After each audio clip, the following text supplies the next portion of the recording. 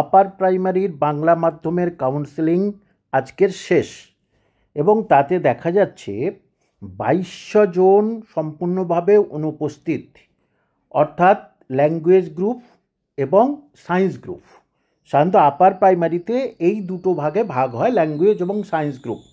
সেখানে পুরোপুরিভাবেই 2200 জন চাকরি নিল না, বা এর ভিতরে কেউ চাকরি প্রত্যাখ্যান করেছে, মানে অনেকে চাকরি পেয়ে গেছে। সেটা আমি আগেই বলেছি, যারা প্রাইমারিতে পেয়ে গেছে 7-8 বছর আগে, তাদের মাইনে অনেক বেশি, বা কেউ কেউ অন্যান্য চাকরিও পেয়ে গেছে এবং সেন্ট্রাল গভর্নমেন্টের চাকরিও আমার পরিচিত দুটি ছাত্র তারা রেলে পেয়ে গেছে। সুতরাং এই চাকরি তারা নিতে চাচ্ছে না।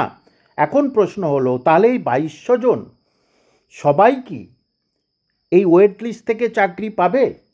দেখুন, এইরকম একবার ঘটনা ঘটেছিল সিপিএমের আমলে 2008 সালে, আমার পরিষ্কার করে মনে আছে।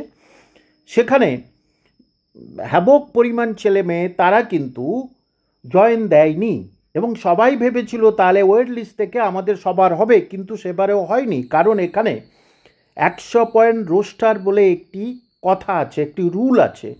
সেই রুলের মধ্যে যদি অ্যাপ্লিকেবল হয়ে যায় তাহলে তারা কিন্তু চাকরি পাবে। যারা ভাবছে যে আমার সাবজেক্টে এই মাত্র 12 জন আমরা ওয়েট লিস্টে আছি, কিন্তু সেই 12 জনের 12 জন পাবে এমন কোনো কথা নেই। আবার কোনো বিষয়ের যদি দেখা যাচ্ছে 50 জন থাকে, সেই 50 জন আবার সবাই চাকরি পেতে পারে। কারণ দেখতে হবে যে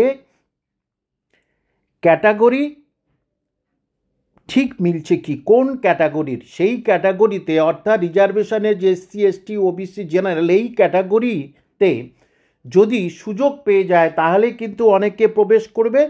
আবার অনেকে কিন্তু অনেকের দুঃখ আছে আর কি, তাদের নাও হতে পারে। কিন্তু আমি চাই সবারই হোক, যেহেতু 2200 সিট, এবং সেই তখনই যা হয়েছিল 2008 সালে, যে অর্ধেকের বেশি সিট কিন্তু পরের বছর রিক্রুটমেন্টের জন্য তৈরি হয়েছিল।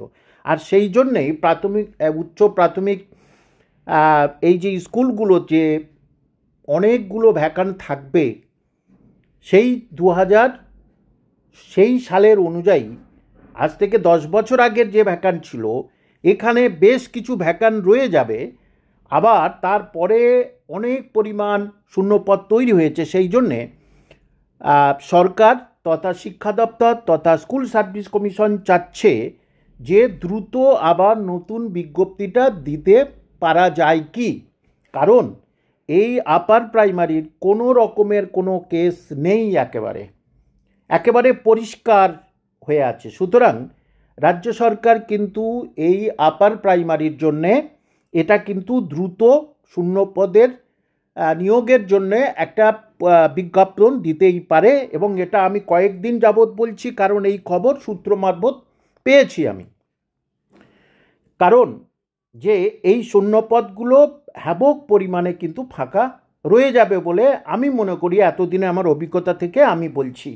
যেমন অ্যারাবিকের বেশ কিছু ছেলে মেয়ে তারা কিন্তু অলরেডি বলছে যে আমাদের আর দুর্ভাগ্য চলে গেছে, আমরা এখন সৌভাগ্যে পৌঁছে গেছি।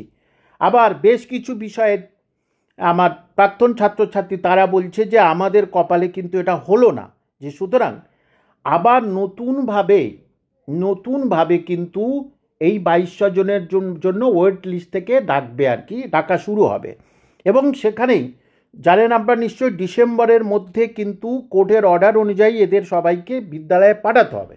তাহলে ডিসেম্বরের মধ্যে যদি এটা কমপ্লিট হলো, এবং যারা অনেকজন যারা যারা এখানে চাকরি পাবে না ওয়েট লিস্ট থেকে, তাদেরকে নিয়ে এবং নতুন শূন্যপদ নিয়ে বিজ্ঞাপনের প্রবল সম্ভাবনা, সেটা এই সামনে বছরের জানুয়ারি ফেব্রুয়ারি মার্চ নাগাদ একটা সুখবর আপনারা পেতে পারেন, আশা করছি।